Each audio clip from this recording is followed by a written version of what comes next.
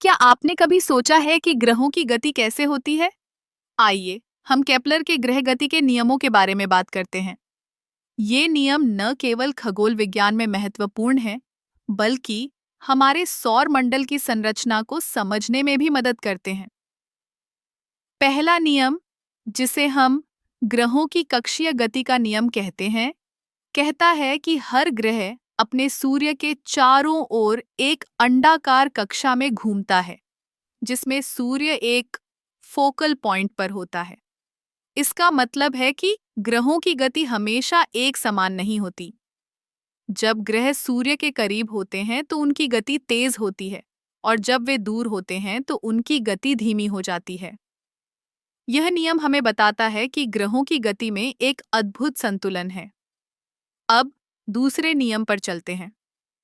इसे क्षेत्र नियम कहा जाता है।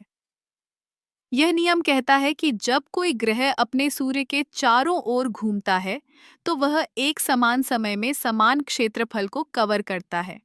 इसका मतलब है कि ग्रह की गति और उसकी दूरी का एक गहरा संबंध है। जब ग्रह सूर्य के करीब होता है, तो वह तेजी से चलता है, और जब दूर होता है, तो धीरे धीरे। यह नियम हमें बताता है कि ग्रहों की गति में एक अद्वितीय ताल है। अब तीसरे नियम की बात करते हैं, जिसे ग्रहों के कक्षीय समय का नियम कहा जाता है।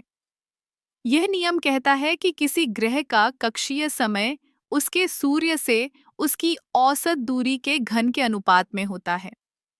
सरल शब्दों में, अगर हम किसी ग्रह की दूरी को मापें, तो उसका कक्षीय समय उस दूरी के घन के साथ बढ़ता है। इसका मतलब है कि जो ग्रह सूर्य के करीब हैं, वे तेजी से घूमते हैं, जबकि जो दूर हैं, वे धीरे धीरे।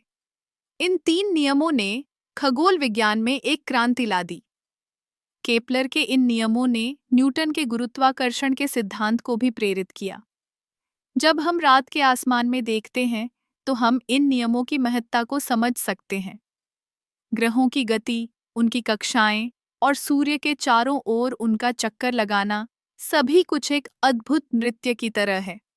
तो अगली बार जब आप रात के आसमान में तारे देखें, तो याद रखें कि ये केवल तारे नहीं हैं, बल्कि ये ग्रह हैं जो केपलर के नियमों के अनुसार अपने रास्ते पर चल रहे हैं।